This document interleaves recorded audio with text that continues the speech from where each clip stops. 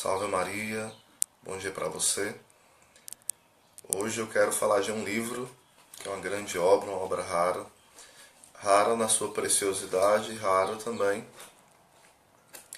que não é tão fácil de encontrar o livro propriamente dito, né? Mas você encontra em PDF os volumes do livro A Verdadeira Esposa de Cristo, Santo Afonso de Ligório. É o meu santo preferido mesmo e tem me ajudado muito os seus escritos. Ele escreveu 111 livros e cantos espirituais, poemas também. Um grande místico, doutor da igreja, doutor da teologia moral, então um grande santo, Santo Afonso Maria de Ligório. Eu convido a você a conhecer tanto esses livros, A Verdadeira Esposa de Cristo, como outros livros do Santo Afonso de Ligório. Existe também o livro A Oração, Máximas Eternas, As Glórias de Maria, que é muito conhecido, Prática de Amor a Jesus Cristo, Preparação para a Morte. Então tem inúmeros livros, né, dele à disposição aí para que você possa se deliciar. A Selva, né, de modo especial para os seminaristas, os padres, os bispos também, o livro A Selva. Vou estar lendo um pouquinho desse grande tesouro, A Verdadeira Esposa de Cristo. Começo hoje, mas eu falarei outras leituras e comentários acerca desse livro. No capítulo 1 fala o seguinte: do apreço que merecem as virgens que se consagram a Deus. As virgens se tornam semelhantes aos anjos e são esposas de Jesus Cristo. As virgens que tiverem a felicidade de se decidirem ao amor de Jesus Cristo, consagrando-lhe o lírio de sua pureza, tornam-se primeiramente tão queridas de Deus como os anjos. Serão, disse Jesus, como os anjos de Deus no céu, e isto graças à virtude da castidade. Pelo contrário, perdendo essa virtude, se fazem semelhantes aos demônios. A castidade faz anjos, afirma Santo Ambrósio. Quem a guarda é um anjo e quem a perdeu é um demônio. Barônio refere que na morte de uma virgem chamada Georgia, viu-se voar ao redor um grande bando de pombas, e quando seu corpo foi levado à igreja, estas vieram pousar sobre o teto justamente em cima do lugar em que estava o esquife, e dali não se foram, senão depois que foi dado a sepultura. Nessas pombas todos julgaram ver anjos, que a seu modo honravam o corpo virginal. É com razão que a virgindade se chama virtude angélica e celeste, porque, segundo Santo Ambrósio, esta virtude achou no céu o que deve imitar na terra. E é no céu que foi tirar e aprender as regras da vida, e lá achou o próprio esposo. Esse livro foi escrito para as religiosas, né?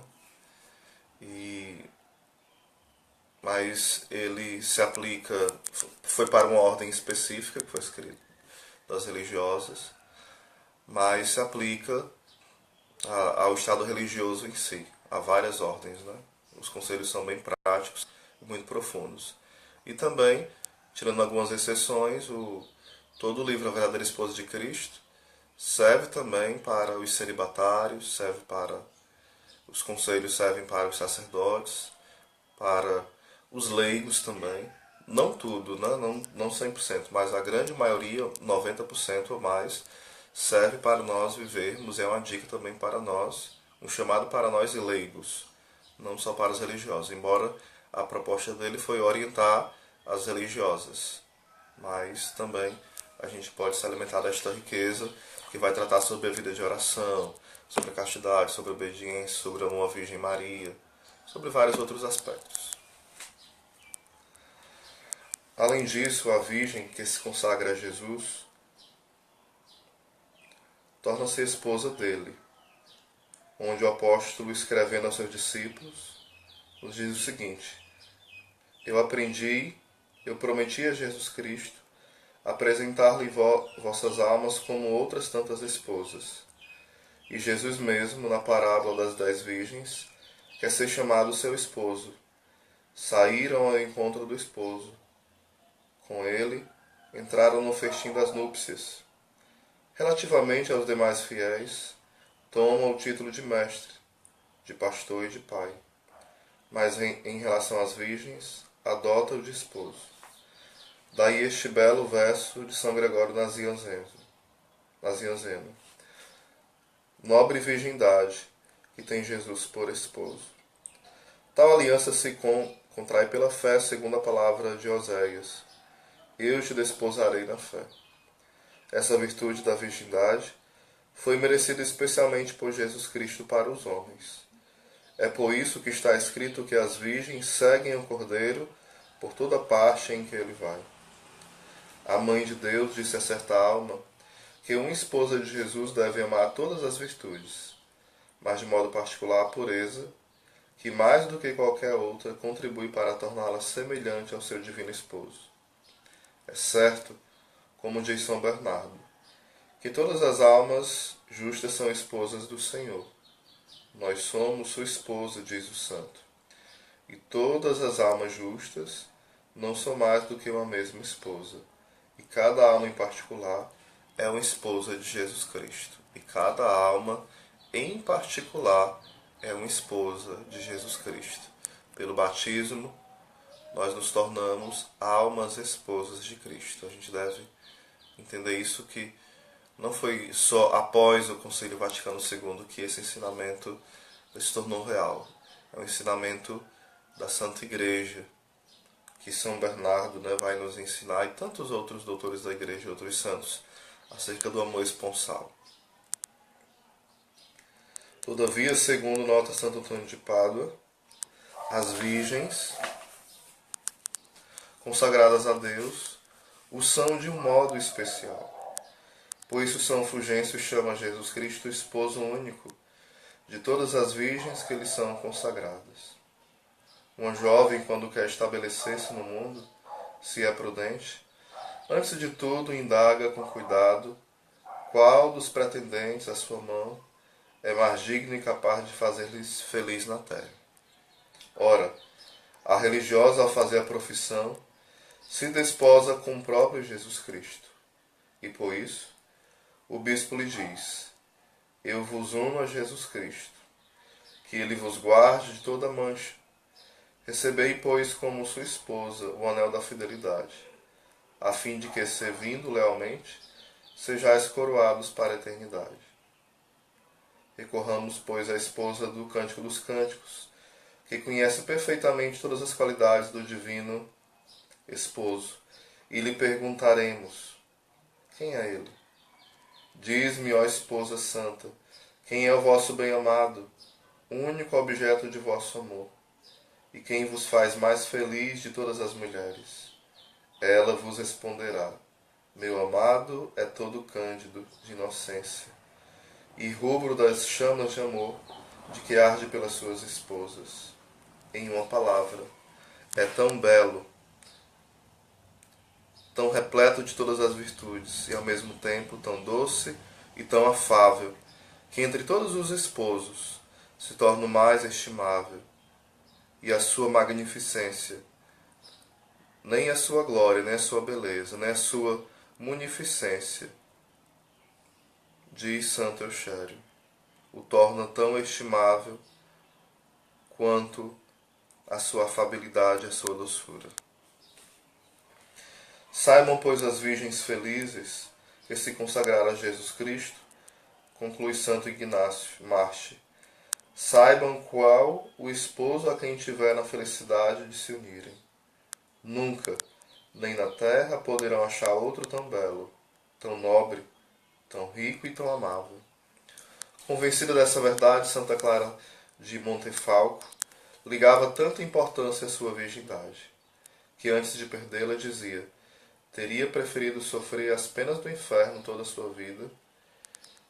E quando ofereceram a Santo Ignês para seu esposo, filho do prefeito de Roma, esta gloriosa virgem teve bastante razão de responder, segundo refere Santo Ambrósio, que ela havia achado um partido muito mais vantajoso. Tal foi também a resposta de Santa Domitila, sobrinha do imperador Miciano, as pessoas que tentavam persuadi-la de que podia, sem temor, casar-se com o conde Aureliano, visto que este, embora fosse gentil, consentia que ela continuasse a ser cristã. Mas dizei-me, respondeu se apresentasse uma jovem, de um lado, ela respondeu, se apresentasse a uma jovem, de um lado um grande monarca e de outro um pobre paisano, qual dos dois iria escolher como esposo? Para aceitar a mão de Aureliano, deveria eu abandonar o rei do céu? Não seria isto uma loucura?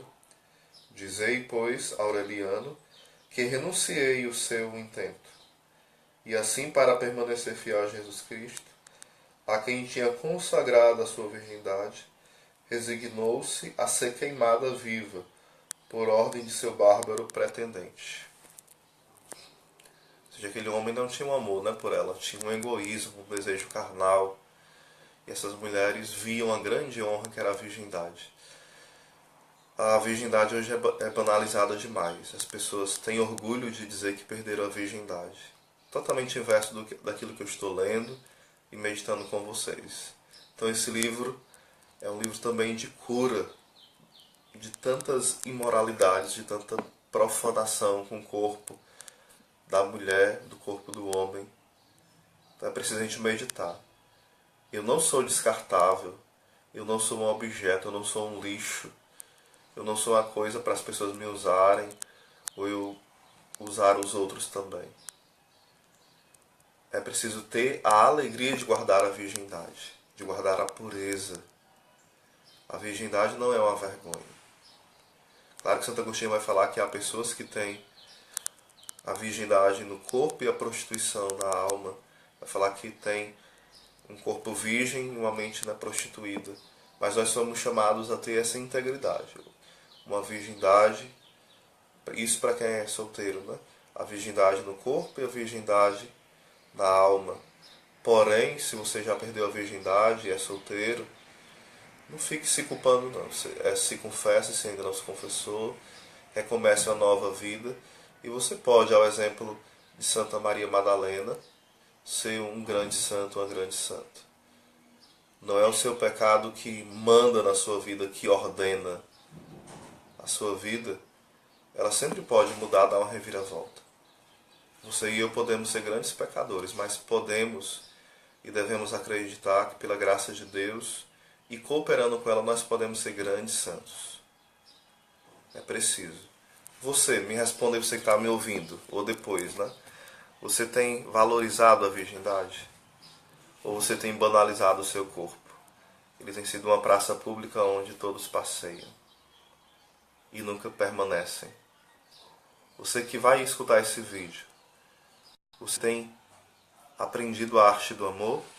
Ou a arte do usar, do enganar, do trair, do se achar melhor que todo mundo? A sua beleza tem sido motivo para a tua salvação ou para a tua condenação? Que hoje o teu corpo, o meu corpo, o corpo de cada um de nós, todo o nosso ser, seja para a glória de Deus, não para o mero prazer. O prazer é um dom de Deus, mas o prazer usado de forma desordenada, de forma errônea, ele nos destrói. O prazer, ele não é maldito, não é ruim, mas quando você usa fora da vontade de Deus, ele acaba te destruindo. Então que Deus te abençoe, te dê um santo dia. E reze, porque a oração te deixará apaixonado pela castidade. Amém.